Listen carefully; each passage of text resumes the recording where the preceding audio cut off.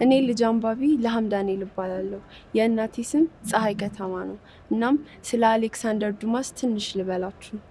ፈረንሳዊው አሌክሳንደር ዱማስ ምንም እንኳን ድርሰቶችን የመጻፍ ፍላጎት ቢኖረውም ይተዳደር የነበረው በወታደርነት ነበር። በወታደርነት ስኬታማ ጊዜያትን ያሳለፈው ዱማስ በጣም ስኬታማ ወታደር ሲሆን ገና በ31 ዓመቱ ነበር የዋና ጦር መሪ የሆነው። ከወታደርነት ከተገለለ በኋላም የውስጡን የማዳመጥ የመጻፍ ፍላጎቱን ለማውጣት የቆረጠው ዱማስ የተለያዩ ድራማዎችን፣ አጫጭር ልቦለዶችን እና ረዣዥም ታሪኮችን የጻፈው አሌክሳንደር ዱማስ በተለይ ዘ ኮርት ኦፍ ሞንቴ ክሪስቶ የተሰኘው በመላው ዓለም ታዋቂነትን አስገኝቶለታል።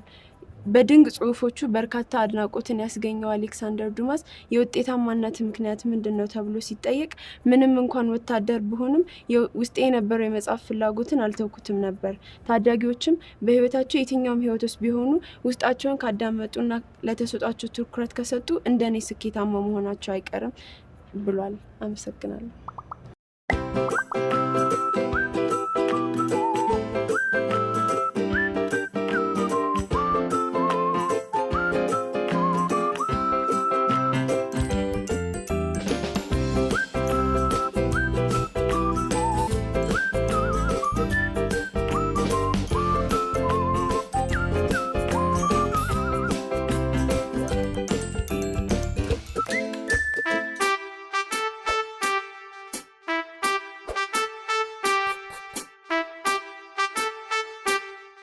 ልጅ አንባቢ ሀምባሙቱማ እባላለሁ። የእናቴ ስም ትዕግስት ገበየው ነው።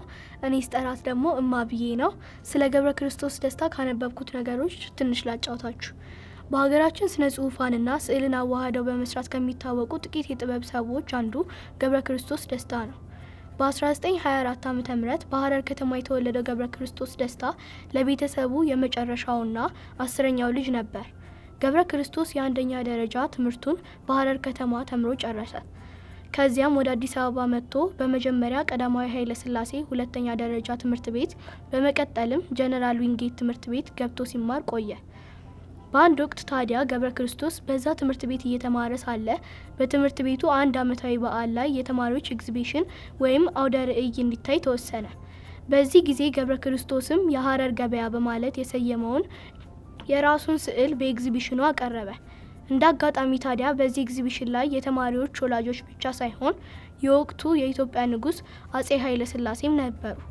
ታዲያ ተማሪዎች ለኤግዚቢሽን ካቀረቧቸው ስዕሎች የገብረ ክርስቶስ የሀረር ገበያ የተባለው ስዕል በጣም ተወዶ ነበር።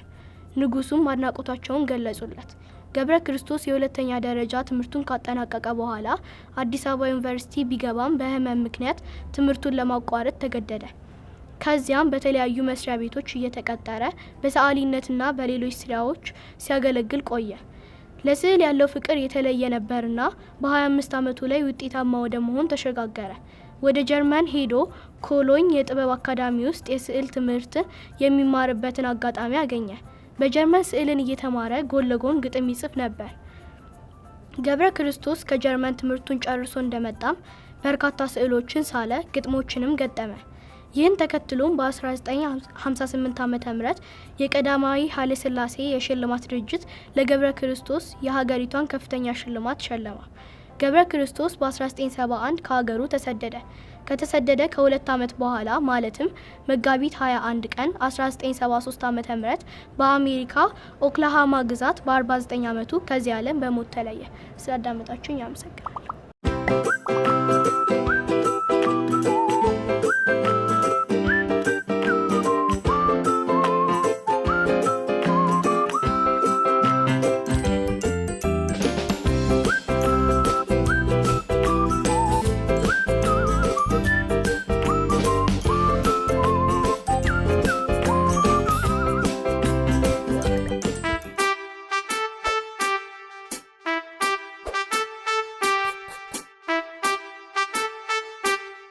ልጅ አንባቢ ቃላብ ቴዎድሮስ እባላለሁ።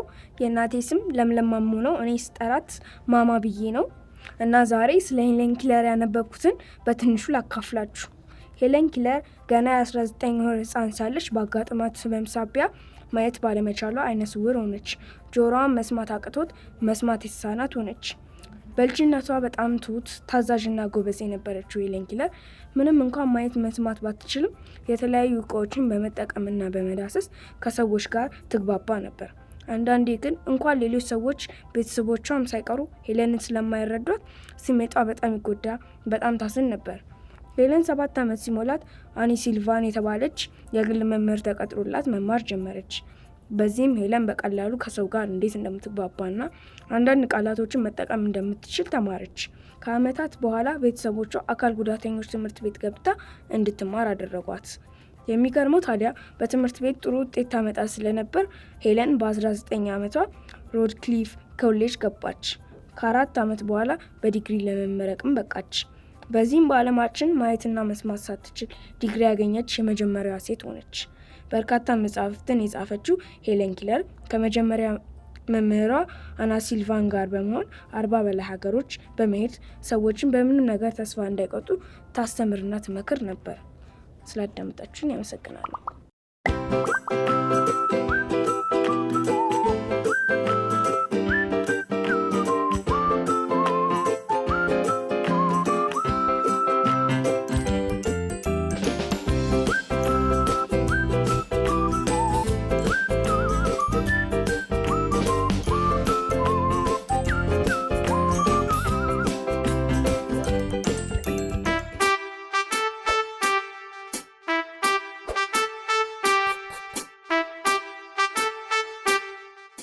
ልጅ አንባቢ አርሴማ መኮንን እባላለሁ። እናቴ አይናለም በቀለ ናት። የማቀርብላችሁ ስለ አዕዋፋት አስገራሚ ምስጢር ይሆናል። የተፈጥሮ አንዱ አስገራሚና አስደናቂ ምስጢር አንዳንድ ፍጥረታት ከረጅም ጉዞ በኋላ ቤታቸውንና መንደራቸውን ለማግኘት መቻላቸው ነው። ይህንን መሰሉ ችሎታ የወፎች ብቻ ሳይሆን ንቦችም ከረጅም ርቀት ጉዟቸው በኋላ ወደ ቀድሞ ቦታቸው ተመልሰው መምጣት ይችላሉ። ታዲያ ወፎች ቤታቸውን ለቀው ረጅም ርቀት ከተጓዙም በኋላ ቀድሞ ወደ ነበሩበት ቦታ የሚያመራቸው ምን እንደሆነ ለማወቅ በርካታ ምርምሮች ተካሂደዋል። በአንድ ምርምርም 7 ስዋሎ የተሰኙ የአፍ ዝርያዎች ጎጇቸው 400 ማይልስ ርቀት ተወስደው ሲለቀቁም 5ቱ ወደ ቀድሞ ስፍራቸው ተመልሰዋል። በሌላ ጥናት ደግሞ በባህር ወፍን ዌስት ኮስት ከሚገኘው ወደብ አካባቢ ካለው ጎጇቸው ከአውሮፕላን በቀጥታ የበረራ ርቀት 930 ማይልስ ወደ ቬኑስ ተወስደው ሲለቀቁ እነሱም ወደ ጎጇቸው ተመልሰዋል። የሚሰደዱ አዕዋፋትም ለነዚህ ጥሩ ምሳሌ ሊሆኑ ይችላሉ። ከኢንግላንድ ወደ ደቡብ አፍሪካ በየዓመቱ የሚሰደዱ ስዋሎዎች ወደ ኢንግላንድ መመለስ ብቻ ሳይሆን አብዛኞቹ ወደ ቀድሞ ጎጇቸው ነው የሚገቡት። እንግዲህ የተጓዙበት ርቀት ምን ያህል መሰላችሁ? 6000 ማይልስ። በነገራችን ላይ አንዳንድ የቢራቢሮ አይነቶችም የሚሰደዱ መሆናቸውን ያውቃሉ። እነሱም ሲመለሱ መንገዳቸውን ያውቁታል። በትሮፒካል አካባቢዎች በርካታ ቢራቢሮዎች አንድ አቅጣጫ ይዘው ሲበሩ ማየት ይቻላል። በሺዎች የሚቆጠሩ ማይልሶችንም ተጉዘው ሊሄዱና በሌላ ወቅትም ደግሞ በቀጥታ ሊመለሱ ይችላሉ። ስላዳመጣችሁኝ አመሰግናለሁ።